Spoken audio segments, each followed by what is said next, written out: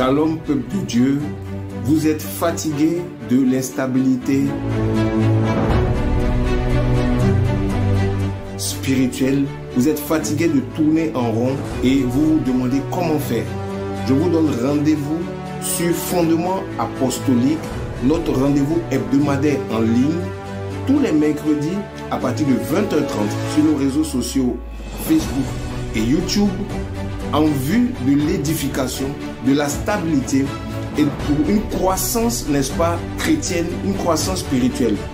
Ne manquez pas ce rendez-vous, bien-aimés, c'est vraiment un temps, une saison pour changer de vie, pour progresser dans le Seigneur et pour briser tous les cycles de stagnation sur votre vie. Connectez-vous donc sur cette émission et invitez des amis, invitez au maximum autour de vous. Vous connaissez des chrétiens qui vivent ces choses, invitez au maximum pour la gloire de Dieu. Je vous donne rendez-vous donc sur Fondement Apostolique. Au nom de Jésus-Christ de Nazareth, soyez bénis et à bientôt.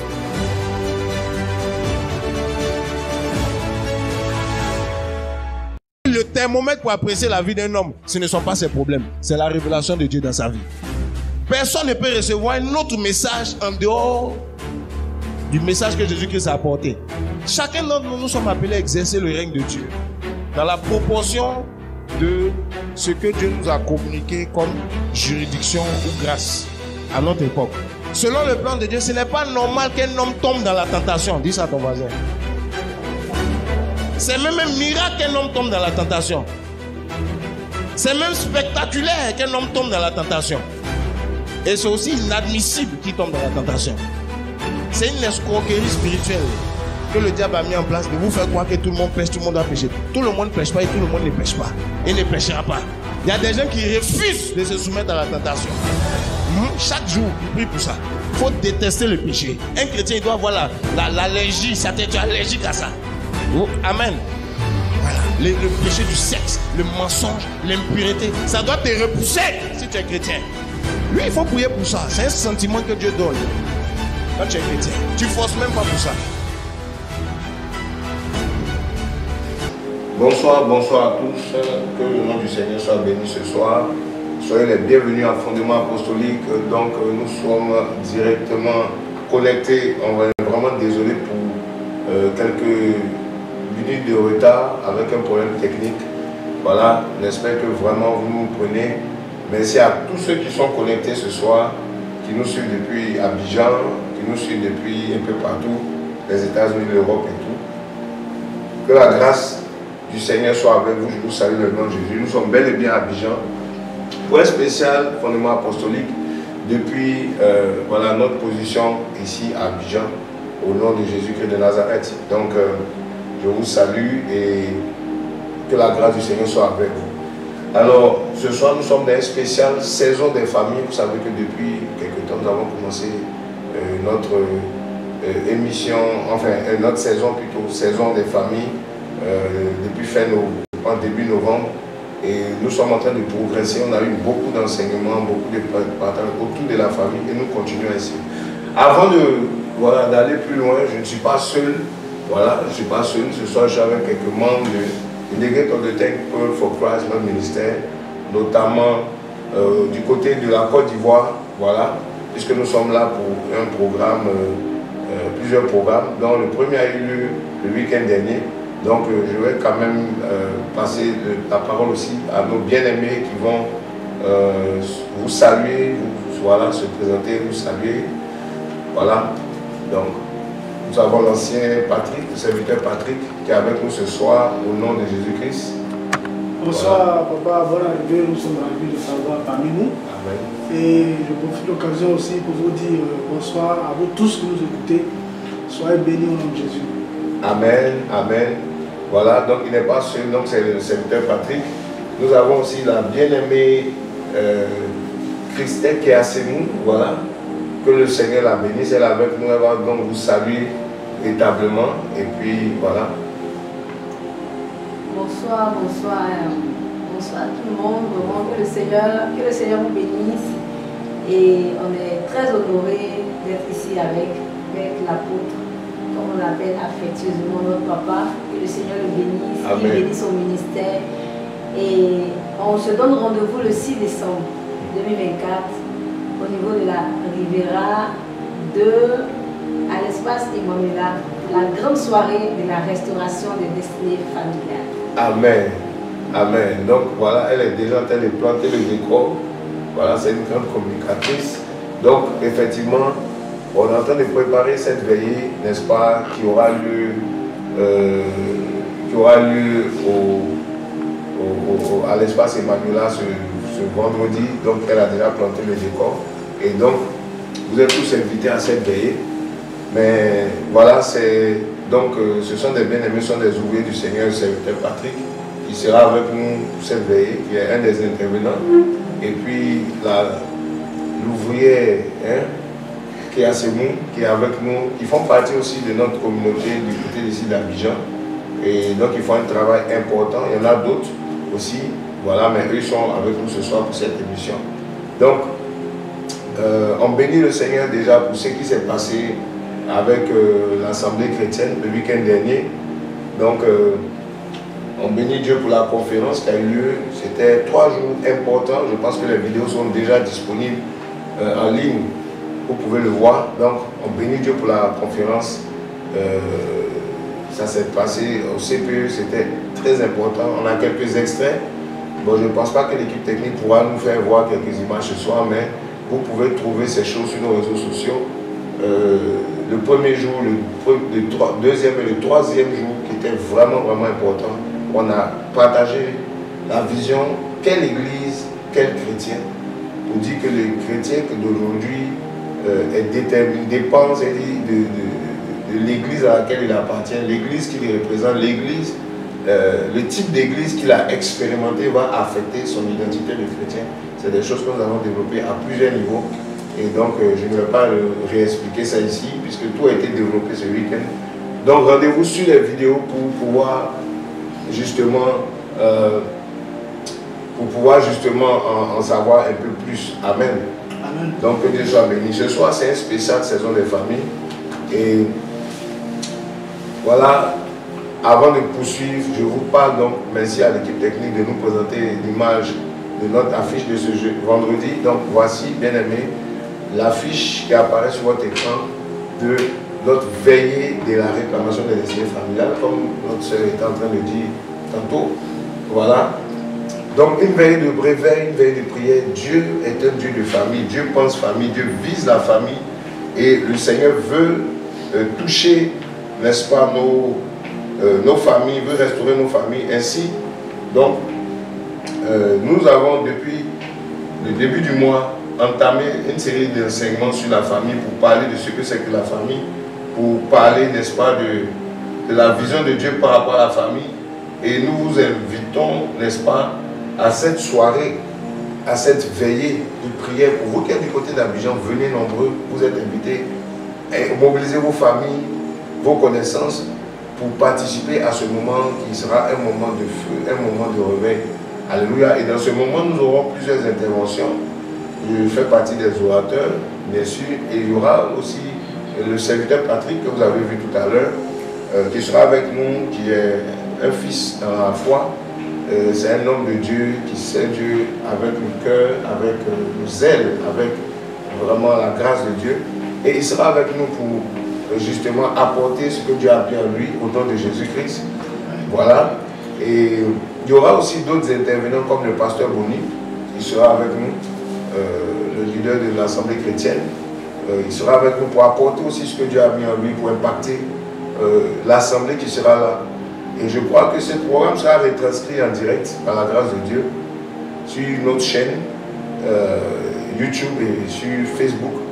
Et donc je vous invite à être là et à venir avec vos familles.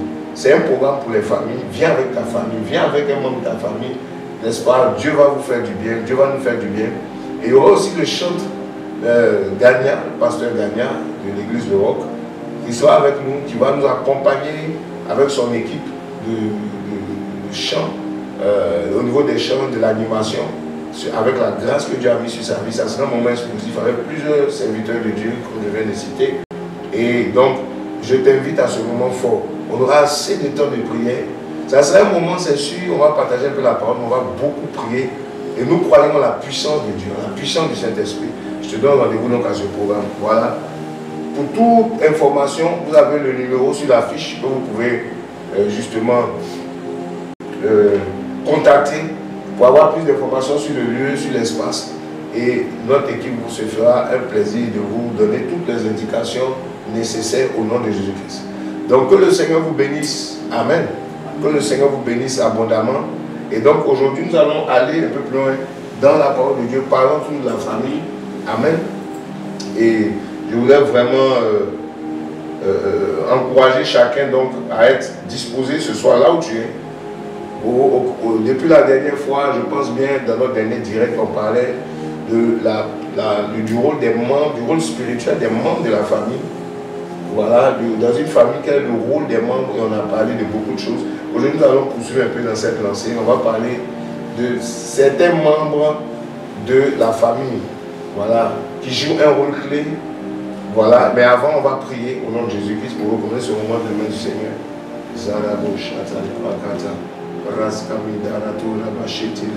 Seigneur, nous te bénissons, nous te rendons grâce pour ta grâce et ta faveur. Nous prions au Dieu afin que tu nous inspires cette parole, tu nous guides ce soir. Au Dieu, viens prendre le contrôle. Seigneur, viens toucher nos cœurs, viens restaurer notre mentalité par rapport à la famille. Et que ton œuvre, Seigneur, se fasse dans nos familles. Que ton œuvre se fasse avec nos enfants, avec nos épouses, avec nos époux. Seigneur, mon Dieu, au nom de Jésus, Seigneur, manifeste-toi. Seigneur, révèle-toi. Seigneur, au nom de Jésus, nous prions ainsi. Seigneur, mon Dieu, nous prions ainsi.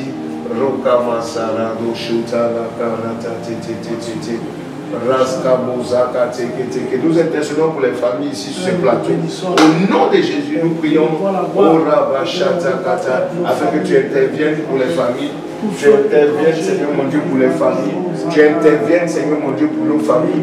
Seigneur, que tu étendes ta main au niveau des membres des familles, au nom puissant de Jésus-Christ de Nazareth. Seigneur, afin que chacun connaisse sa place dans la famille, le rôle que toi tu veux jouer. Seigneur, mon Dieu, que ce rôle-là, Seigneur, mon Dieu, soit établi. Merci, Seigneur. Merci pour ta grâce. Au nom de Jésus, nous avons prié. Merci de prendre le contrôle ce soir. Alléluia. Amen. Amen. Alléluia. Amen. Ce soir, nous allons partager, n'est-ce pas, nous allons parler de deux choses. Nous allons parler rapidement de plusieurs fonctions dans la famille, notamment la fonction parentale. Et aussi, nous allons parler aussi de la fonction des fils ou des filles, n'est-ce pas, c'est-à-dire des enfants, mais des fils ou des filles. Nous allons parler un peu de ça, du rôle que chacun doit apporter de la famille, de l'impact. On va commencer avec un passage biblique. Vous savez tous que dans cette quête de la saison des familles, le Seigneur nous a donné des passages bibliques. La Bible dit que Dieu dit à Abraham dans Genèse chapitre 12, il dit « Toutes les familles de la terre seront bénies en toi. » Amen. Alléluia. Toutes les familles de la terre seront bénies en toi. Il en parle, n'est-ce pas, dans le livre de Genèse, n'est-ce pas? Genèse chapitre 12, n'est-ce pas? Je vous donne rapidement ce passage. Alors la Bible dit ceci, au verset 3, Dieu parle à Abraham, il dit, et je bénirai ceux qui te béniront, je maudirai ceux qui te maudiront, et en toi seront bénies toutes les familles de la terre. Amen. Dans la vision de Dieu pour Abraham, Dieu visait non pas seulement Abraham, non pas seulement l'individu, mais Dieu visait aussi des familles. Il dit, toutes les familles de la terre seront bénies en toi. Le plan de Dieu au niveau de la foi vise les familles. Et Dieu m'a montré cela parce que nos familles sont davantage attaquées. Plusieurs ne savent même pas pourquoi ils sont des familles. Ils ne savent même pas quel rôle ils doivent jouer dans la famille. Quelle place Dieu leur donne dans la famille. Et comment la famille, la plateforme de la famille était liée à leur destinée. Vous voyez, Dieu nous a placés dans les familles pour enclencher notre destinée. Dieu nous a placés dans les familles pour manifester, n'est-ce pas, son agenda dans nos vies. Pour que nos familles soient une plateforme de manifestation du plan de Dieu. Mais plusieurs ne savent pas prendre la famille et commencent à être en déphasage avec leur famille, en divergence avec leur famille. Et la famille qui était censée être une bénédiction pour les rapprocher du plan de Dieu devient un sujet à scandale, etc. Donc Dieu nous au travers de la saison des familles, Dieu déjà veut restaurer notre conception de la famille. Et la famille, la Bible dit que Abraham, ici dans le passage, il dit toutes les familles de la terre seront bénies en toi. C'est-à-dire le plan que j'ai pour toi, c'est pour les familles, c'est pour restaurer les familles, c'est pour atteindre les familles. Alléluia. Amen. Amen, amen. Votre amen est un peu faible. Hein? Amen. Amen, oui. Amen. Le plan de la famille. Donc c'est vraiment ça. Et nous sommes en train de parler de ces choses. Ok, nous sommes en train de parler de ces choses. Et dans la famille, il y a plusieurs membres. Et je parlais l'autre fois des choses, du rôle des membres et tout. Aujourd'hui, je vais parler de quelques éléments. Amen. La première des choses que je vais expliquer, c'est que dans une famille, il y a un binôme qui constitue la base de la famille, c'est le binôme père-mère. C'est-à-dire, c'est ce duo-là que le Seigneur va utiliser pour fonder la famille. Le père et la mère sont la base d'une famille. Amen. La Bible dit dans Proverbes chapitre 4, on va prendre rapidement. Proverbes chapitre 4, à partir du verset 1 jusqu'au verset 4. Ok? Il dit, fils, écoutez l'instruction d'un père. C'est un père qui parle. Il dit, soyez attentifs pour connaître l'intelligence. Il dit, car je vous donne une bonne doctrine, n'abandonnez pas mon enseignement. Donc, c'est un père qui est en train de parler à son fils, de parler à ses fils. Il dit, écoutez l'instruction d'un père. Un père doit instruire les enfants. Il dit, je vous donne une bonne doctrine, n'abandonnez pas mon enseignement. Car, il l'explique, il dit, j'ai été un fils pour mon père. Donc moi-même en tant que père, j'ai été un fils d'abord avant d'être un père. De mon père, il dit, un fils tendre et unique auprès de ma mère. Il m'a enseigné et m'a dit que ton cœur retienne mes paroles, garde ton commandement et tu vivras. Donc c'est un père ici qui est en train de parler à ses enfants.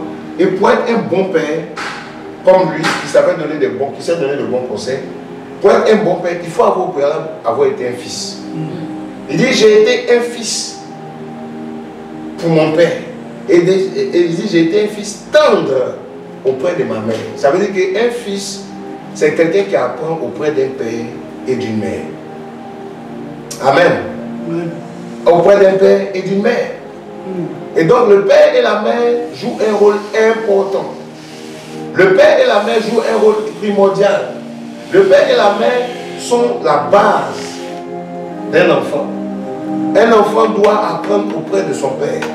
Il doit apprendre auprès de sa mère des enseignements, des caractères.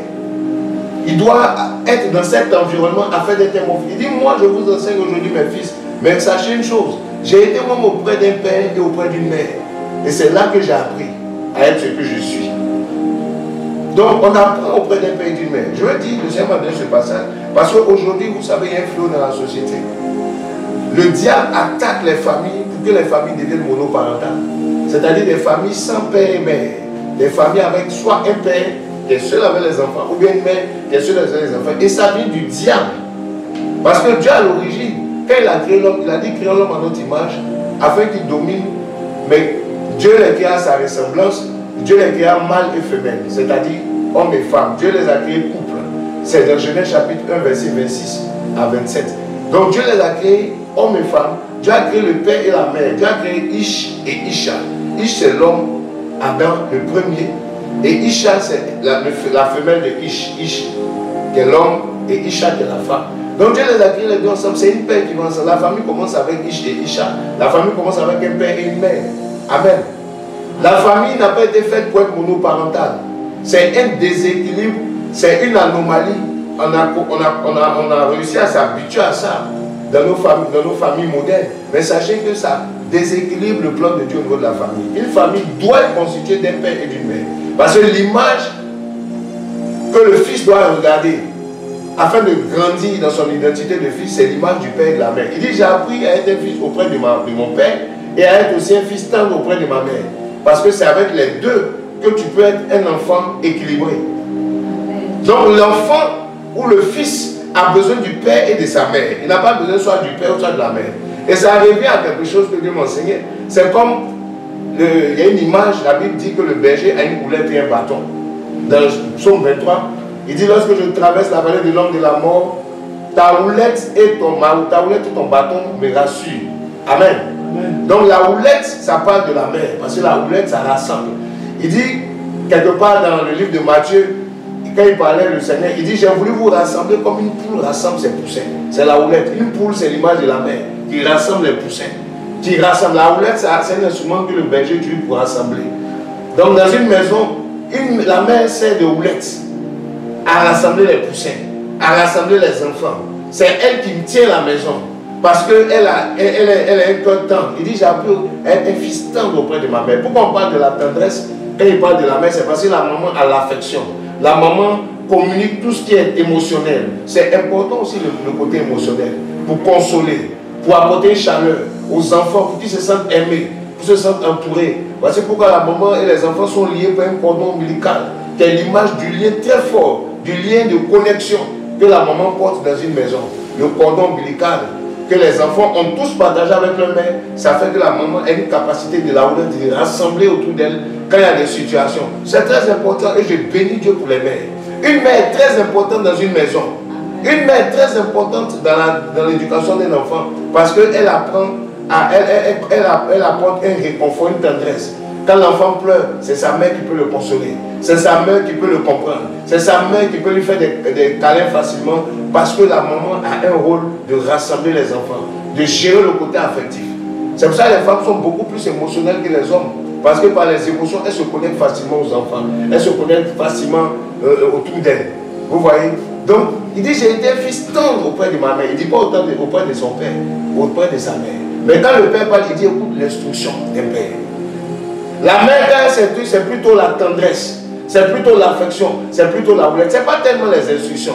Les mères sont là pour le côté émotionnel, le côté connexion, vous voyez, de l'âme. Ça, c'est les mères. Mais les pères, c'est différent. Donc la mère, c'est comme la houlette. Donc, dans une maison, la mère et le père sont tous deux des instruments que Dieu va utiliser pour guider les enfants. Dieu est le berger. Il a une houlette dans sa main, qui est la mère. Il a un autre instrument dans sa main, qui est le père. La mère est comme une houlette pour rassembler. Alléluia. La mère est comme une houlette pour consoler. Ça, c'est le rôle de la mère qui est très important. Et puis, il a un autre instrument qui est le bâton. Il dit, lorsque je passe par la vallée de l'homme de la mort, dans le berger, ta houlette et ton bâton me rassurent. Le bâton, c'est le père. Le bâton, c'est l'instruction. Le bâton, c'est la discipline. Le bâton, c'est la rigueur. Dans une famille, il faut un père pour apporter le bâton. Malheureusement, les gens ne comprennent pas cela. Un père peut être une mère et une mère ne peut pas être un père. Et chacun a un rôle bien défini, ils sont complémentaires dans les mains de Dieu. Voici pourquoi Dieu va mettre des femmes émotionnelles. Il va les donner pour femmes à des hommes de caractère et de discipline. Parce que Dieu, dans sa pensée, c'est un bâton et une houlette pour pouvoir diriger une maison, pour pouvoir conduire des enfants, pour pouvoir conduire des troupeaux. Et le couple représente ces instruments que Dieu utilise. La femme est une houlette et le père est un bâton. Alléluia. Donc la femme joue le rôle de la houlette, mais le père joue le rôle du bâton dans les mains du Seigneur. Alléluia. J'espère que vous me comprenez ce soir. Nous sommes en train de parler du rôle des membres de la famille. Malheureusement, aujourd'hui, dans notre société moderne, beaucoup de pères bâtons, beaucoup de pères qui sont censés amener la discipline sont incompris des mères tellement émotionnelles qu'elles combattent la rigueur des pères dans l'éducation des enfants et dans le rôle que le père doit jouer dans la maison. Il y a un conflit entre les pères, entre les houlettes et les bâtons, entre les mères et les pères. Il y a un conflit éducationnel des enfants, un conflit du rôle de chacun dans la maison parce que la mère veut corriger le bâton et le bâton veut corriger la houlette. Le père veut que la mère soit plus stricte et la mère veut que le père soit plus émotionnel. Oh, ils n'ont pas été faits pour. Et ça affecte les enfants. Les familles monoparentales où il y a seulement une houlette, les enfants peuvent pas être équilibrés. Où il y a seulement une mère, elle va communiquer aux enfants seulement l'émotionnel. Les enfants ne sauront pas être disciplinés. Les enfants ne sauront pas reconnaître l'autorité. Parce que l'autorité fait partie aussi de l'éducation d'un enfant et du rôle spirituel qu'un père doit apporter dans une maison. Donc voici un peu déjà deux choses que je voulais toucher Il dit, écoutez l'instruction d'un père, soyez attentifs à connaître l'intelligence, car je vous donne une bonne doctrine. Les pères parlent des doctrines, des enseignements. Ils donnent des instructions. Ils donnent des ordres. Il dit, écoutez mon enseignement. Car j'ai été un fils pour mon père, mais un fils tendre auprès de ma mère. Parce que la mère, ce n'est pas l'instruction, la mère, c'est la connexion de l'âme. Alléluia. Amen. Amen. Vous voyez donc, voici un peu les deux choses que je voulais présenter déjà, parlant du père et de la mère. Donc, c'est ces deux instruments, c'est ces deux membres de la famille qui constituent un rôle clé dans comment les choses vont se passer. Si vous voulez voir quel type d'individus nous avons joué dans la société, référez-vous à leur expérience père-mère. Vous allez voir que quand ils étaient plus jeunes, ils n'ont pas écouté les instructions. Ils n'ont pas été exposés à un père ou à une mère où il y a eu un problème à un moment donné. Soit le père est parti, soit la mère est partie et l'enfant s'est retrouvé avec soit un bâton seulement toute sa vie. Il est devenu très dur. Il a eu un père très discipliné. Il a eu un père qui l'a traité avec beaucoup de rigueur, mais il n'a pas eu une main à côté pour rattraper avec les émotions. L'enfant n'est pas équilibré. L'enfant ne sait pas aimer. L'homme ne sait pas aimer. L'homme ne sait pas aussi être discipliné. Vous avez une femme qui éduque ses enfants tout seul. C'est les pleurs, c'est les câlins, c'est les bisous, c'est tout ça. Toujours la maman comprend l'enfant. Difficilement qu'elle contrarie l'enfant. Et l'enfant grandit. Un enfant gâté. Un enfant rempli d'émotions. Sans rigueur, sans discipline. Et même dans le milieu chrétien, nous avons des chrétiens comme ça qui souffrent du manque d'équilibre entre la houlette et le bâton. Alléluia. Donc je suis en train de parler de ces choses. C'est important. Et en Christ, Dieu veut restaurer l'équilibre. Si tu as raté le bâton en Christ, le bâton peut revenir. Si tu as raté avec les parents biologiques, Dieu peut te donner un père spirituel, un père dans la foi qui va ramener l'équilibre du bâton et de la houlette. Ou une mère dans la foi qui va ramener le bâton, l'équilibre au niveau de la houlette et du bâton. C'est important. Alléluia. Il faut l'équilibre. Arrêtons de combattre l'autre parce que tout le monde n'a pas le même rôle. Les pères doivent arrêter de vouloir que les mères deviennent des pères. Les mères doivent arrêter de vouloir que les pères deviennent des mères. Non, un père ne deviendra pas une mère et une mère ne deviendra pas un père. Chacun est complémentaire selon sa place dans la famille. Alléluia. Donc ça, c'est les deux choses que je voulais dire déjà. Je touche ceci. Et je vais toucher un troisième point dans ce partage d'aujourd'hui. Je ne vais pas être très long. Je parle simplement des choses parce que aujourd'hui, Satan attaque les membres de la famille dans leur rôle pour pervertir, pour déformer, pour ne pas que chacun soit à sa place. Parce que quand les gens ne sont pas à leur place dans les familles vivent un dysfonctionnement. La famille peut être là, mais il y a une confusion dans le fonctionnement de la famille parce que le père n'est pas à sa place, la mère n'est pas à sa place, les fils ne sont pas à leur place. Ok? Le rôle des fils, c'est quoi? Le rôle des fils, premièrement, c'est d'apprendre auprès des parents. Un fils apprend. Il dit, j'ai été un fils auprès de mon père. J'ai appris auprès de mon père. Vous voyez? J'ai appris. Il dit, il m'a enseigné et m'a donné. M'a dit que ton cœur retienne mes paroles. Garde mes commandements et tu vivras. Ça, c'est le verset 4 du Proverbe 4. Il dit, mon père m'a enseigné et m'a dit. Les pères doivent enseigner, les fils doivent recevoir l'enseignement. Les enfants doivent recevoir l'enseignement. Le rôle des parents, c'est d'éduquer les enfants selon les voies de Dieu. Je donne rapidement un passage dans Éphésiens chapitre 6. Donc je vais parler du rôle des pères et des parents et je parle du rôle des enfants, des fils notamment. Donc Éphésiens chapitre 6. Vous êtes dans une famille, vous m'écoutez. Votre rôle dans la famille n'est pas de faire que vos parents dépensent sur vous seulement. Votre rôle dans la famille n'est pas de profiter des moyens financiers des parents. Votre rôle dans la famille n'est pas seulement de bénéficier des ressources financières, mais c'est aussi de recevoir un enseignement.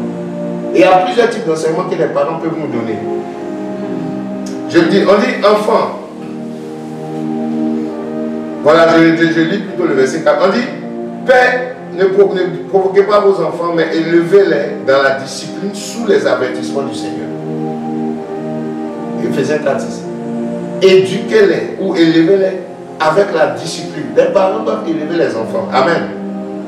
Amen. Amen. Les parents doivent élever les enfants, éduquer les enfants, veiller à leur moralité, veiller à leur éthique, veiller à leur caractère. C'est la responsabilité des parents de s'assurer que les enfants sont élevés selon le Seigneur. Amen. On va revenir sur Éphésiens chapitre 6. C'est un autre passage que je vous donne rapidement dans Proverbe 22. La Bible dit, 22 verset 6. La Bible dit ceci. La Bible dit, élève le garçon ou le jeune homme selon la règle de sa voix, ou la voix qu'il doit suivre. De même que lorsqu'il vieillira, il ne s'en détournera pas. Élève l'enfant selon la voie qu'il doit suivre. Alléluia. Amen. Alléluia. Amen. Élève l'enfant selon la voie qu'il doit suivre. Et quand il grandira, il ne s'en détournera pas. Ça veut dire qu'un père, une mère doit éduquer l'enfant sur le long terme. L'éducation ne doit pas seulement liée au présent, mais l'éducation doit être efficace dans le futur. Jusqu'à ce que quand l'enfant vieillira, c'est l'éducation que le père a donnée, les parents ont donnée, qui vont servir de règles, de voies, que l'enfant ne va pas se détourner. Donc, il faut éduquer l'enfant selon cela, pour que effectivement l'enfant puisse plus tard être impacté dans son futur par l'éducation qu'il a reçue. Donc, c'est le rôle des parents. Si nos enfants d'aujourd'hui, si nos enfants de maintenant, si notre génération d'aujourd'hui a un problème éducationnel, ce n'est pas la faute de l'école, ce n'est pas la faute de l'État, ce n'est pas la faute des églises, c'est d'abord la faute des parents. Parce que c'est les parents qui doivent éduquer les enfants selon la voie qu'ils doivent suivre. Le parent doit connaître une voie qui marche, une voie sur le long terme. Et il doit pouvoir être le garant de cette éducation qu'il va donner à son enfant. Parce que quand son enfant sera plus âgé, c'est cette voie que l'enfant va suivre. Afin que quand il sera plus âgé, il ne s'en détournera pas. Vous voyez? Donc, les parents éduquent les enfants. Les parents élèvent les enfants. C'est ce que nous voyons déjà premièrement dans le rôle des parents. Et les enfants doivent accepter l'éducation que les parents leur donnent. Maintenant, je dis, il y a deux manières d'être éduqués. Deux manières d'être enseignés. La première chose, c'est parce que le parent nous dit. Par rapport à ce que le parent nous partage, l'enseignement qu'il nous donne, le discours, les conseils, etc. La deuxième manière, c'est par le modèle de vie du parent. Un parent doit être un modèle de vie. Un parent, sa vie doit enseigner ses enfants. Vous allez voir des enfants qui fument parce que les parents fument.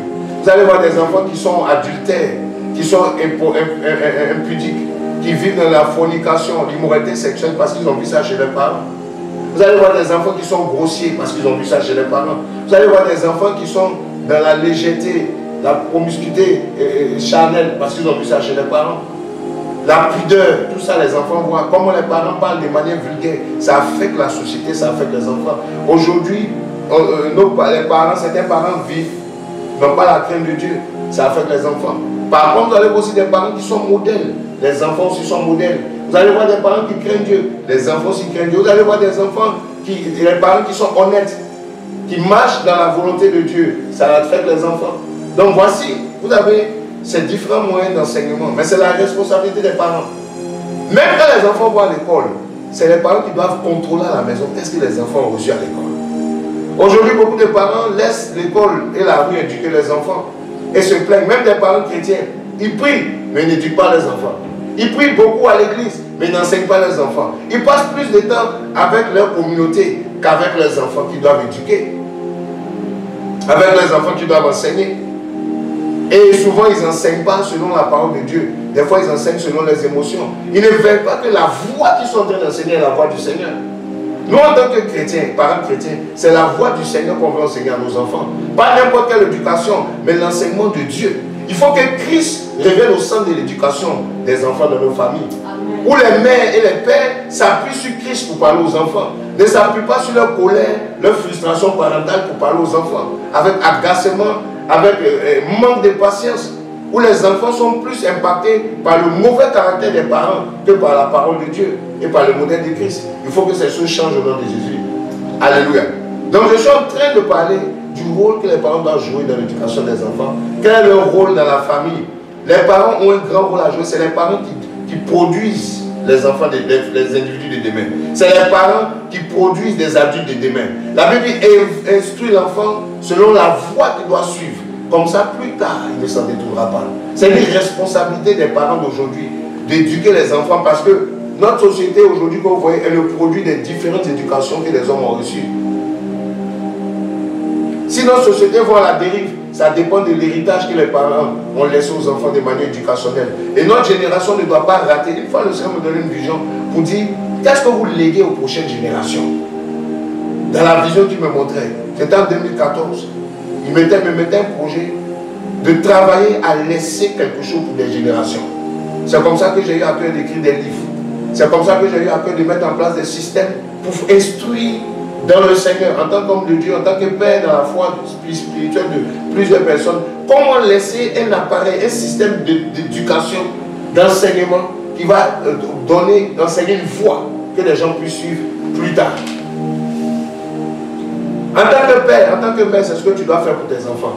Tu ne dois pas seulement vivre l'instant présent avec eux. Tu dois aussi tracer une voie que même quand tu ne seras plus là, les enfants peuvent suivre. Une voie d'éducation. Jésus a dit, je suis le chemin, la vérité, la vie.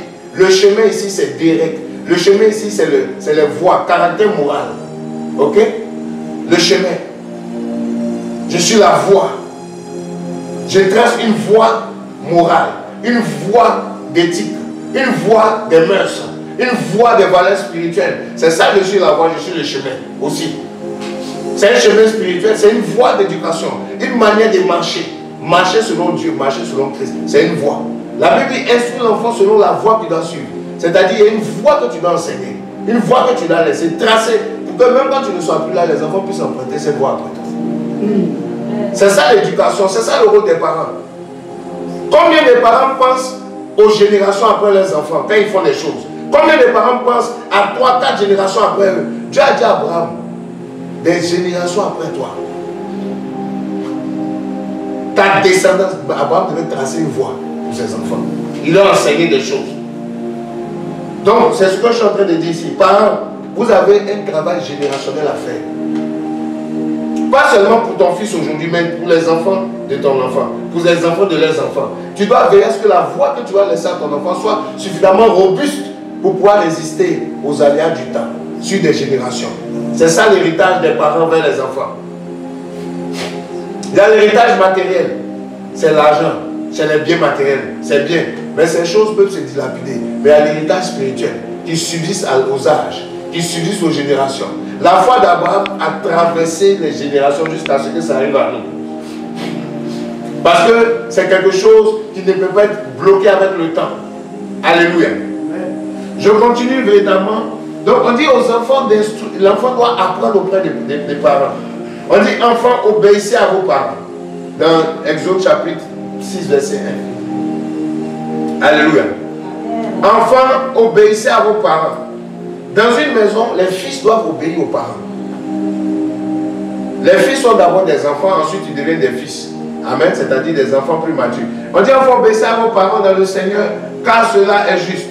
Verset 2 dit, honore ton père et ta mère, c'est le premier commandement avec promesse, afin que tu prospères, que tu vives longtemps sur la terre. Donc, obéissez à vos parents. Apprenez auprès de vos parents. Il y a deux choses que les fils doivent faire dans une maison, dans une famille. Les enfants doivent honorer leurs parents. Les enfants doivent aussi obéir à leurs parents. C'est différent. Tu peux obéir sans honorer. Obéir signifie te soumettre à ce qu'on dit. Reconnaître l'autorité, ça c'est obéir. Mais tu peux obéir sans honorer. Honorer c'est quoi? Honorer c'est valoriser. C'est accorder de la valeur. Comment cette valeur peut être accordée? Déjà la considération que tu as. Tu vas t'emmener à faire des extras pour faire plaisir à cette personne. Pour montrer la valeur que tu as pour cette personne. Par exemple, honorer, vous allez voir les rois mages, ils ont honoré Jésus, ils lui ont apporté de l'encens, ils lui ont apporté de l'or, ils ont apporté de la myrrhe. C'était des cadeaux pour valoriser ce que Jésus-Christ représentait. Quand on dit honorer, c'est par des cadeaux, par des présents. Dans l'histoire des peuples, quand les gens se déplaçaient pour aller rencontrer des personnes qu'ils honoraient, ils ne partaient pas les mains vides. Ils apportaient des présents au roi. Ils apportaient des présents aux personnes qui voulaient honorer. Ils faisaient des cadeaux. Ils les honoraient par leurs présents, par leurs dons. Donc, dans une maison, les enfants doivent aussi honorer leurs parents. Quand l'enfant devient en âge de pouvoir produire quelque chose, de gagner son pain, il faut honorer ses parents. Il faut honorer ton père. Offre un cadeau à ta mère. Touche le cœur de ton père. C'est comme ça aussi que le papa peut mieux libérer la bénédiction, la grâce sur toi. Amen. Et j'expliquais ça à mes fils très récemment. Vous allez voir par exemple dans Exode chapitre 26, plutôt Exode chapitre, un peu plus tard, plutôt Genèse, pardon, pas Exode, Genèse, quand Isaac devait partir, il a dit à son fils, offre-moi un mec que j'aime et mon âme te bénira. Il voulait être honoré avant d'être béni. Il voulait être honoré avant de prononcer des bénédictions. Honorer un père, une mère déclenche des bénédictions naturelles. Quand tu honores ton père, son âme te bénit. Quand tu honores ta mère, ton âme te bénit. Beaucoup de gens aujourd'hui ne font pas ça. Ils ne font pas attention à l'honneur qu'ils doivent apporter à leur père ou à leur mère. Dieu dit dans sa parole dans Malachie 1, verset 6, il dit, si je suis un père, quel est l'honneur qui m'est dû? Si je suis un père, comment vous me montrez que je suis un père? Sans m'honorer. Donc les fils doivent honorer, ne peuvent pas honorer. Quand les enfants sont encore bébés, ils obéissent, c'est ce qu'ils peuvent faire. Parce qu'ils apprennent à se soumettre. Ils n'ont pas encore les moyens. Ils n'ont pas encore de quoi honorer peut-être leur père de manière plus expressive. Mais quand ils grandissent, ils peuvent avoir de quoi honorer leurs parents. Ils peuvent leur accorder des présents. Ils peuvent les valoriser. Ils peuvent bien parler de leurs parents. Faire l'éloge de ton père, c'est l'honorer. Parler bien de ta mère, c'est l'honorer. Honorer un père, c'est aussi, vous allez voir dans la parole avec l'histoire de Noé. La Bible dit que Noé s'est enivré. Noé a bu. Et Noé s'est enivré. Et Noé a vraiment été déshonoré. Ses fils l'ont couvert sa nudité. Un fils n'est pas là pour exposer la nudité de son père. Un fils n'est pas là pour aller parler mal des défauts de sa mère dehors. Un fils doit couvrir. C'est une manière d'honorer son père. Couvrir la nudité. Les fils sont là pour couvrir la nudité, pour respecter l'honneur de leurs parents. Alléluia.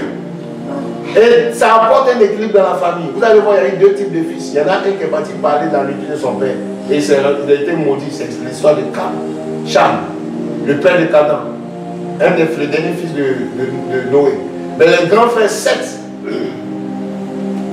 et son frère et Japheth, ils ont couvert la nudité. Les grands frères ont couvert la nudité. Ils avaient plus de sagesse. Notre père s'est dénudé. Notre père est dans une situation où il a bu. Notre père est dans une situation où il est déshonoré. Mais nous, on doit l'honorer. Si ton père même va se déshonorer par sa faiblesse, toi, ton rôle, ce n'est pas de déshonorer ton père, c'est de l'honorer.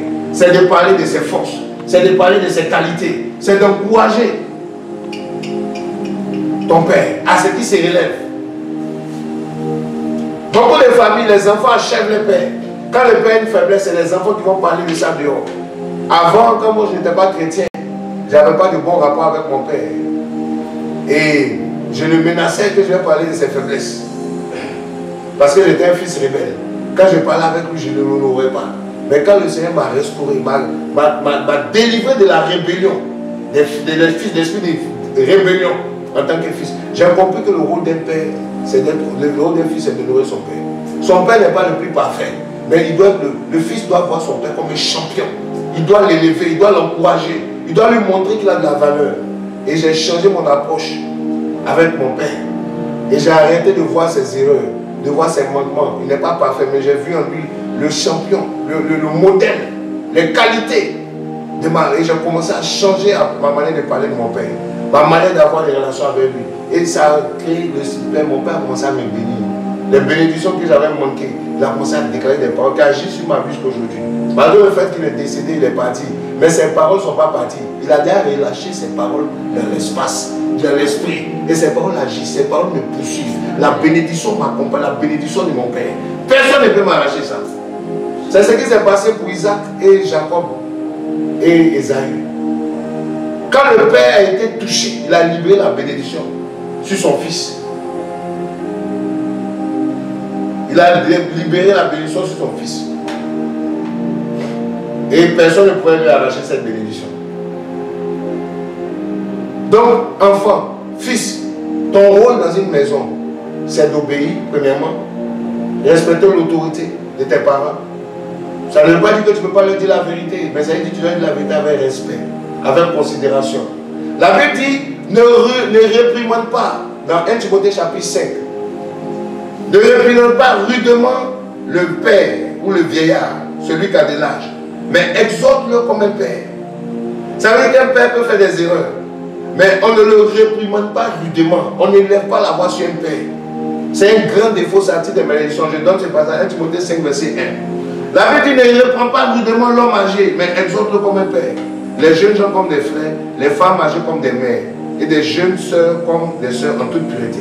Donc, même les mères, il faut les femmes âgées, les mamans, il faut les parler avec respect. Même si ta maman a fait des erreurs, même si ton papa a fait des erreurs, ne le réprimande pas rudement.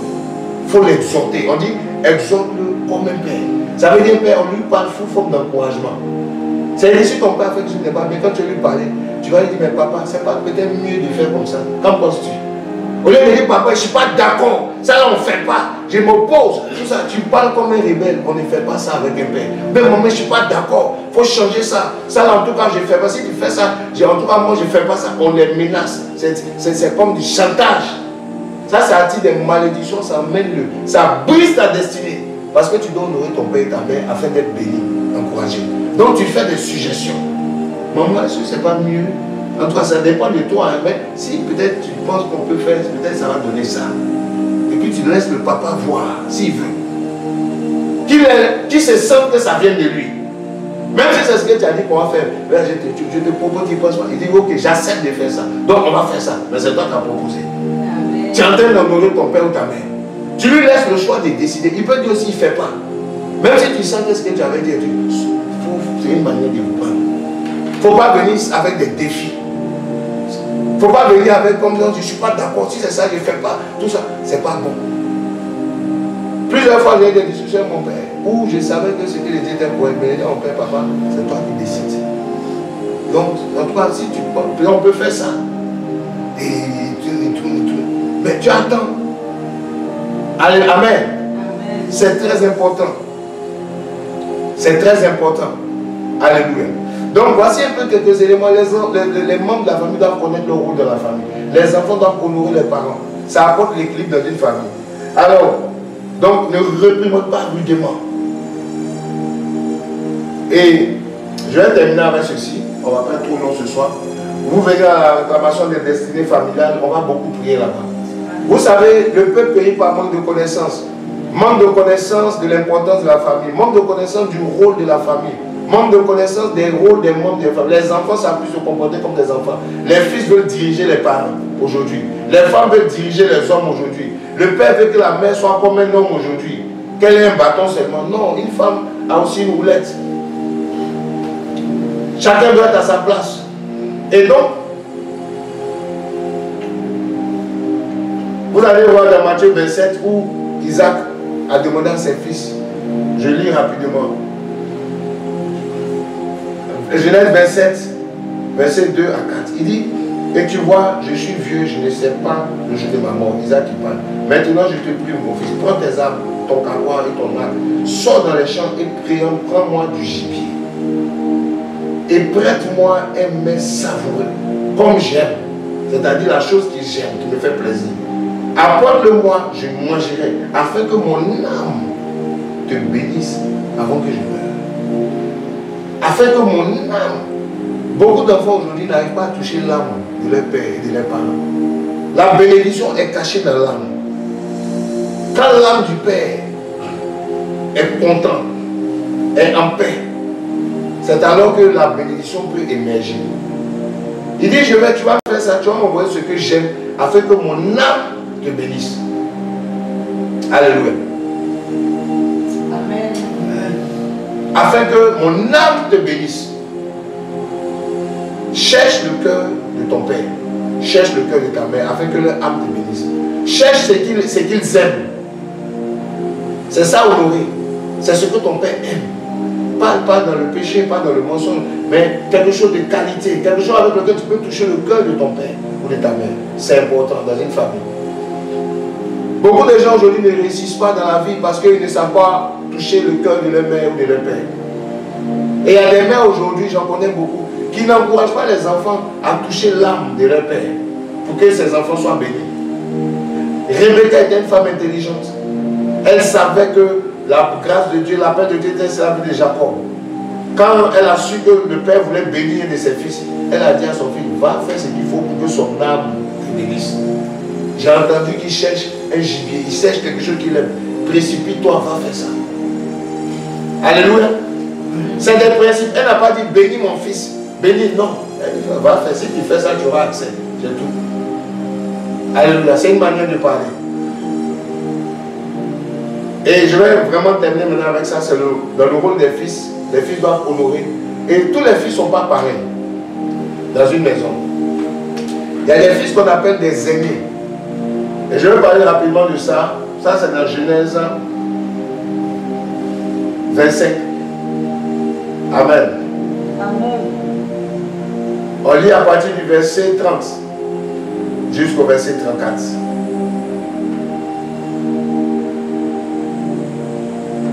Parmi tous les fils, parmi les enfants dans une maison, tous les fils n'ont pas la même place. Parmi les enfants dans une maison, toutes les femmes n'ont pas la même place. Il y a ceux qu'on appelle les aînés. La Bible dit ici, on dit, Ésaïe dit à Jacob, laisse-moi, je te prie, avaler du roux, ce roux-là.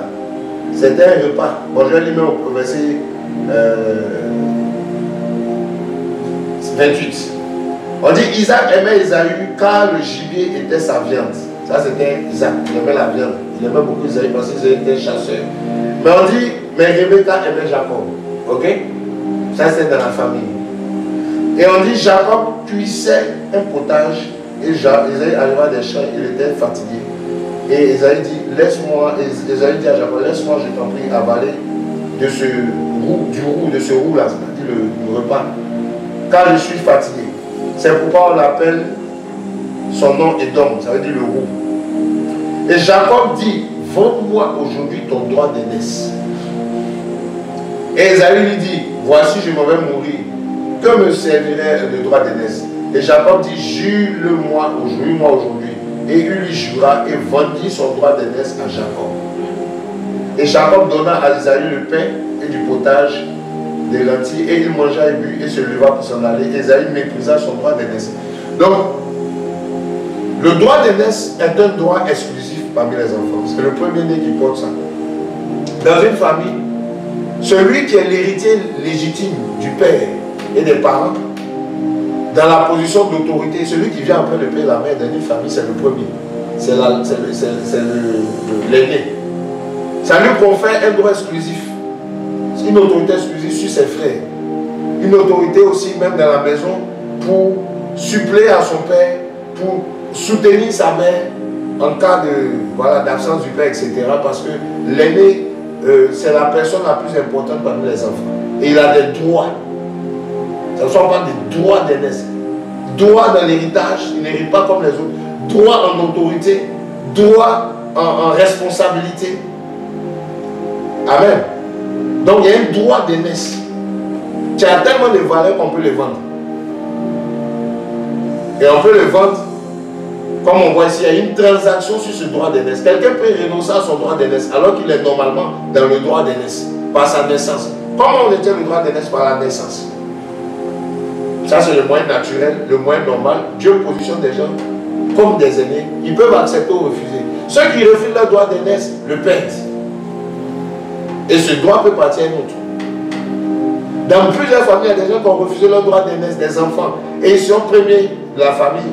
Mais leur droit d'aînesse a été retiré parce qu'ils ont méprisé le droit d'aînesse. Comment tu peux perdre ton droit d'aînesse en le méprisant? C'est-à-dire en ne t'intéressant pas à ce droit, en ne cultivant pas ce droit, en n'acceptant pas toutes les réalités qui vont avec ce droit. Ces réalités, il y a la responsabilité sur les autres. Par exemple, Caïn avait rejeté son droit d'aînesse. Caïn avait méprisé son droit d'aînesse parce que quand Dieu lui demande où est ton frère, il ne savait pas, il refuse d'être le gardien de son frère, il refuse d'être le gardien de son frère, il refuse qu'il ait une responsabilité sur la vie de son frère et il a même perdu la vie de son frère. Donc il a été rejeté, il a été maudit, non pas seulement il avait tué son frère, mais il avait rejeté le droit d'aînesse, il a méprisé la place que Dieu lui a donnée en tant que premier-né d'une famille. Il y a plusieurs personnes comme ça qui perdent leur droit d'aînesse. Ça, c'est déjà plusieurs problèmes que Caïn avait eu. Ça, c'est le premier aîné qui on lui demande où est ton frère. Il dit, suis-je le gardien de mon frère? Oui, tu es le gardien de ton frère. Un aîné est le gardien de ses frères. Un aîné est le responsable de ses frères. Si des choses arrivent à ses frères, c'est lui qui est le responsable. Parce qu'il a été établi premier responsable pour veiller, pour s'assurer que telle chose fonctionne. Dieu l'a équipé d'une grâce particulière, d'une responsabilité particulière de leader. C'est un leadership naturel. Il y a plusieurs membres des aînés dans les familles qui ont jeté leur droit d'aînesse Ils vont mépriser leur droit d'aînesse parce qu'ils ne veulent pas porter la charge. Ils se sentent fatigués comme Esaü. Ils se sentent paresseux. Ils ne veulent pas se préoccuper des problèmes des autres. Un aîné, c'est quelqu'un qui se sacrifie pour ses frères. Il s'assure que ses frères sont bien. Il cherche à savoir où ils sont. Il veille à ce que ses petits frères évoluent dans la vie. Elle veille à ce que ses petites soeurs, ses petits frères évoluent dans la vie. Elle s'implique. C'est quelqu'un qui a le dos large. Et qui peut préserver l'héritage des parents et le transmettre à ses frères. Parce que cette personne-là est héritière et a un droit d'aînesse. Le droit d'aînesse est une responsabilité qui emmène le changement d'une famille. Souvent quand les parents sont en difficulté, ce sont les aînés qui aident. Parce que pourquoi Jésus-Christ aussi est venu comme le premier-né d'un de plusieurs frères. Parce que la place de l'aîné est une place prophétique.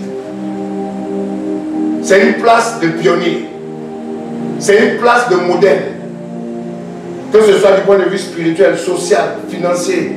Un modèle, un aîné doit être un modèle. Un aîné doit se battre pour jouer le rôle d'aîné auprès de ses frères. Parce que si les parents, des fois, ont des problèmes, c'est l'aîné qui devient le modèle que les autres vont suivre. Et j'ai compris ça aussi, parce que je suis un aîné dans ma famille. Et j'ai accepté le rôle. Et je m'intéresse à mes frères, même quand ça ne les plaît pas. Je les poursuis dans leur dernier retranchement pour savoir comment ils évoluent dans la vie. Quelle est leur relation avec Dieu? Quelle est leur vie sociale? Qu'est-ce qu'ils peuvent faire? Je prends le temps de leur parler, d'investir le temps que ça prendra, autant de fois que nécessaire. Tout le temps jusqu'à ce que je meure. Parce que je suis un aîné. Et Dieu me demandera des comptes en tant qu'aîné. Quel est le rôle que j'ai joué? Tu es dans une famille, tu me coûtes, tu es un aîné. Réveille-toi dans ta famille. Réveille-toi sur tes petits frères, tes petites soeurs. Tu es une femme, c'est toi qui es premier-né, tu as le droit d'aînesse sur toi. Le droit d'aînesse n'est pas une question d'homme ou de femme. C'est une question de position spirituelle, position sociale, position dans la famille, avant-gardiste que Dieu a suscité pour les autres, pour montrer le chemin. Malado. Beaucoup de familles sont privées de toutes ces choses. Les gens, ils sont aînés, mais c'est juste le nombre d'années. Je suis plus âgé que toi et puis c'est tout. Mais il ne porte pas la charge de l'aîné. Esaïe a méprisé son droit d'aînesse. Il a vendu. Il y en a qui vendent. Tous ceux qui ont vendu leur droit d'aînesse, ils perdent quelque chose.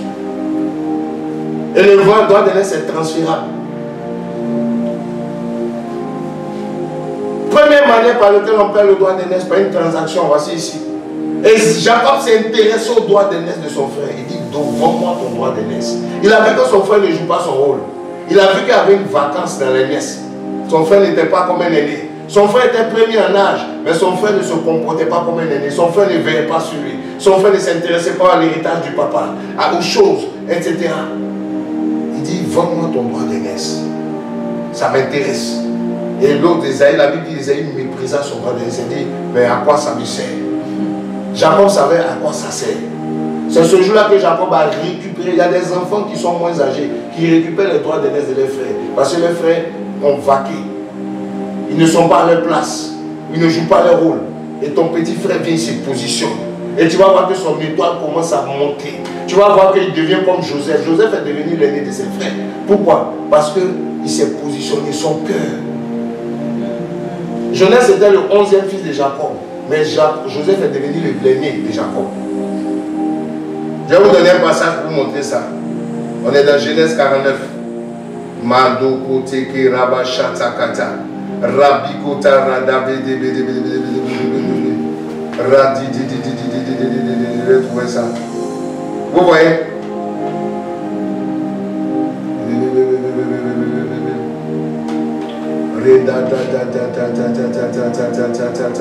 Rabiso kamada je vais vous trouver ça.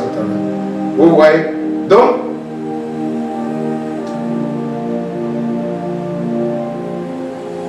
le droit d'aînesse, tu dois le conserver. Si tu es un aîné que tu me coûtes, je veux vraiment t'encourager à ne pas vendre ton droit d'aînesse.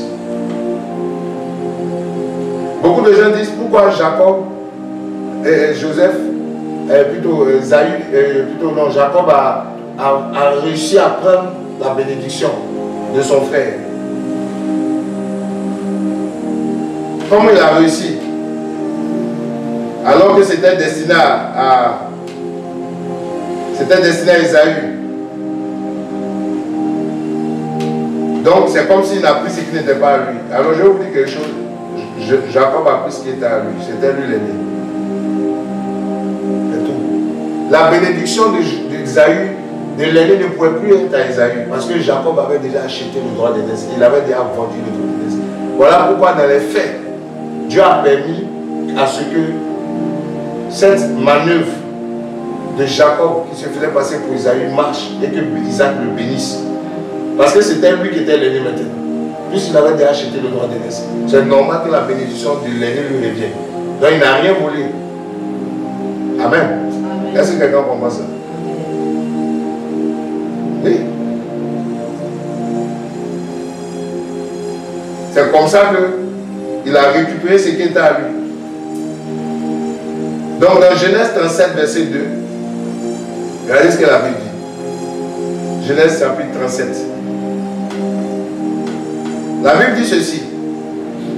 Je lis même du verset 1 au verset 2. Vous allez voir quelque chose. On dit Jacob habita dans le pays de Joseph, le pays où son père avait séjourné dans le pays de Canaan. Ce sont ici les générations de Jacob. Et puis on dit Joseph. Pourtant, le premier fils de Jacob, biologiquement, il s'appelle Ruben. Après lui, il y avait les Simeon, les Lévi, les Judas. Tous ceux-là, ils étaient 11 avant Joseph. Mais on dit ici, voici les générations de Jacob. Et puis on cite qui? Joseph. Donc Joseph était l'aîné de ses frères. Spirituellement. Parce que ses frères ont vaqué à leur rôle d'aîné. Lui, il a su se positionner. Et il a reçu l'aînesse, le droit d'aînesse. Voici la déclaration des filles de Jacob. Joseph. Et puis on explique la vie de Joseph. Pourtant, dans les générations de Jacob, le premier, selon la chair, c'est qui? Ruben. C'est ça. Et chaque fois on dit Joseph et ses frères. On les met dans un même groupe et puis lui là part. C'est ça. Est-ce que vous voyez un peu? Donc voici des situations. Dans une famille, il y a beaucoup de choses qui se passent. La question de l'aînesse reste au centre de l'équilibre familial. Et dans la restauration des familles, dans la saison des familles, Dieu veut rétablir l'ordre dans nos familles. Les aînés doivent retrouver leur place. Sinon, si un aîné vaque à sa position, quelqu'un d'autre dans la famille peut émerger et prendre sa place. David est devenu un aîné dans sa famille alors qu'il était le dernier fils d'Isaïe. C'est sur lui que Dieu l'a point au milieu de ses frères. Pourquoi? Parce qu'il était un homme selon le cœur de Dieu. Pour être un aîné, il faut avoir un cœur d'aîné. Il faut avoir un cœur de responsable. Ce n'est pas seulement ton âge biologique qui te permet d'être aîné. Tu peux être qualifié du point de vue de l'âge et disqualifié du point de vue du cœur. Tu peux être qualifié pour être un aîné du point de vue biologique. Mais du point de vue spirituel, tu peux être disqualifié. Voilà comment Jacob, qui n'était pas qualifié du point de vue de l'âge, s'est qualifié du point de vue spirituel. Il est devenu l'aîné de son frère. Dans les familles, il y a des choses comme ça qui se passent.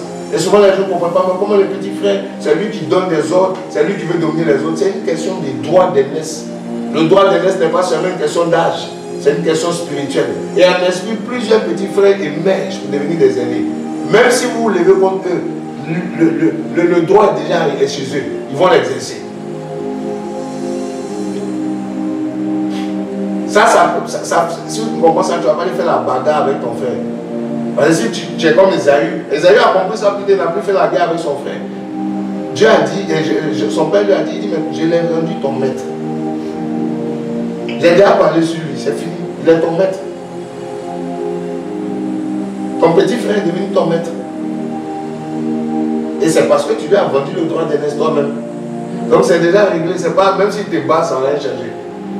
C'est pour ça que la lignée d'Ésaü et de Jacob va. Et la lignée d'Isaac va avec Jacob. C'est Abraham, Isaac et Jacob. Pourtant, le premier fils d'Isaac, ce n'est pas Jacob, c'est Ésaü. Mais quand on parle du Dieu des pères, on dit le Dieu d'Abraham, d'Isaac et de Jacob. Mais Ésaü, on le saute. Alléluia. C'est ce que vous devez comprendre. Oui, parce que c'est pour ça qu'on dit tout à l'heure, on dit voici la descendance de Jacob. Ces générations. Et puis on dit Joseph. Et Joseph, lui seul, en tant qu'aîné de ses frères, ses enfants comptent 2 tribus, Ephraïm et Manassé, les fils de Joseph. Ils ont eu des portions comme les autres fils d'Israël sur la terre de Canaan. Amen. Ils sont comptés parmi les tribus d'Israël. Il y a la tribu d'Ephraïm, il y a la tribu de Manassé. Ça, c'est le poids de Joseph. Il avait la double portion. C'était un aîné. Quand on parle des 12 tribus d'Israël, il y a ses enfants dedans. Les autres, là, ils n'ont pas les enfants comme. Les enfants sont les petits. Mais lui, ses 2 fils, Ephraïm et Manassé, comptent comme tribu. Ils ont eu sur des parts. Amen. Amen. Je m'arrête là. Donc, frères, sœurs, ces choses-là agissent dans nos familles aujourd'hui. Beaucoup de conflits de famille peuvent être réglés si les aînés étaient à leur place. Beaucoup de problèmes de famille peuvent être restaurés si chacun pouvait reconnaître le rôle que l'autre a. Les mères en tant que roulettes, les pères avec le bâton. Les fils aînés qui sont là pour gérer la cohésion de leurs frères. Les filles aînées pour épauler les parents. Et pour montrer un chemin dans l'éducation, dans le modèle, au nom de Jésus-Christ. Alléluia. Donc je vais m'arrêter là pour aujourd'hui. J'espère que cette parole te bénit. Aujourd'hui, nous parlons un peu de cet équilibre dans les familles, le rôle, je parlais aujourd'hui du rôle un peu plus spécifique de certains membres de la famille, comme les parents et aussi les aînés. Alléluia. J'espère que vous êtes bénis, que cette parole fait du bien. Écoute, si vous avez méprisé vos parents, allez vous repentir. Si vous avez méprisé vos droits d'aînesse, que vous ne l'avez pas encore perdu, il faut te repentir. Change et ne perds pas ton droit d'aînesse. Ton droit d'aînesse peut ouvrir ta destinée. Ton droit d'aînesse, c'est un avantage que Dieu t'a donné. Ne le vois pas comme une charge, comme un fardeau pesant. Vois-le comme une opportunité. Parce que par ton droit d'aînesse, beaucoup de choses que Dieu veut faire, ça va passer par toi. Alléluia. Donc voici un peu la situation que je voulais vraiment vous exposer dans le nom de Jésus. Dans le nom de Jésus. Alléluia. Amen. Que le nom du Seigneur soit béni ce soir. Amen. Alléluia. On va prier pour les familles au nom de Jésus encore ce soir. On va prier que chacun soit à sa place. On va prier que chacun joue son rôle. On va prier que chacun soit positionné. On va prier que ceux qui doivent revenir reviennent à leur rôle. Ceux qui doivent revenir justement à leur position, reviennent à leur position dans le nom de Jésus-Christ. On va prier ceux qui doivent aller se repentir, demander pardon, le fassent. Parce que nos familles sont attaquées et il y a une grande confusion sur le rôle que chacun doit jouer. Au nom de Jésus, est-ce que nous pouvons prier au nom de Jésus? Levons la voix. Zopakatale keredo shatala. Raskamindo rakatele koradale kesha. Radatala karedale koshetele kerebo shata. Robi satamenda la korede keteleche. Seigneur, nous prions au nom de Jésus. Nous prions, Seigneur Père. Seigneur, nous prions, Seigneur, pour les âmes. Nous prions pour les familles, afin que les rôles des uns et des autres soient restaurés. Seigneur, nous élevons la voix pour ces familles. Nous élevons la voix que chacun soit à sa position. Les aînés soient à leur place, les parents soient à leur place, les mères, les pères jouent leur rôle. Seigneur, que la famille retrouve son harmonie selon ton plan. Au nom de Jésus. Je prie que ceux qui doivent demander pardon, aillent demander pardon. Ceux qui doivent, Seigneur, s'excuser, aillent s'excuser. Ceux qui doivent se repentir, aillent se repentir dans le nom de Jésus. Seigneur, je te prie, Seigneur, je te prie, Seigneur, je te prie, j'intercède pour nos familles, qu'il y ait une restauration au nom de Jésus, qu'il y ait un rétablissement au nom de Jésus, qu'il y ait une restauration au nom de Jésus, qu'il y ait un rétablissement au nom de Jésus, au nom de Jésus-Christ de Nazareth. Au nom de Jésus-Christ de Nazareth, nous sommes en train de prier ainsi. Nous prions pour les familles. Alléluia. Alléluia. Alléluia. Amen. Amen, amen, amen. Que le nom du Seigneur soit béni. Je vais vous donner rendez-vous pour ce vendredi. Je vais vous donner pour ce rendez-vous afin que vous soyez connectés avec nous en participant en ligne pour ceux qui sont dans d'autres pays. Mais pour ceux qui sont au niveau d'Abidjan, venez nombreux à la réclamation des destinées familiales. Il y a des problèmes spirituels dans les familles qui ne se règlent que par la prière. Il y a des problèmes de sorcellerie, des problèmes spirituels, des transactions spirituelles qui doivent être restaurées, rétablies au nom de Jésus, pour que des familles puissent avancer, pour que la famille puisse jouer son rôle dans la société. Donc voici un peu ce que je pourrais dire. On aura vraiment un merveilleux moment de prière ce vendredi. Tu ne veux pas te faire raconter ça. Je te donne rendez-vous en ce jour. Viens avec un membre de ta famille, viens avec plusieurs membres de ta vie, ne viens pas seul. Viens avec des amis. Au nom de Jésus, nous allons prier et il y a des jougs qui vont être brisés. Il y a des choses qui vont être renversées dans le nom précieux de Jésus-Christ. Dans le nom de Jésus. Alléluia. Donc c'est ici la fin. Voilà, je vous donne rendez-vous très bientôt. On va laisser nos invités dire un mot de fin rapidement. Voilà, selon la grâce de Dieu. Ils sont avec nous, ils sont un peu timides, mais ce soir, je n'entends pas trop leur voix. Quand on dit Amen, on prie tout ça, je ne comprends rien là. Qu'est-ce que vous êtes en train de nous dire? Allez, donc on les écoute rapidement. Amen.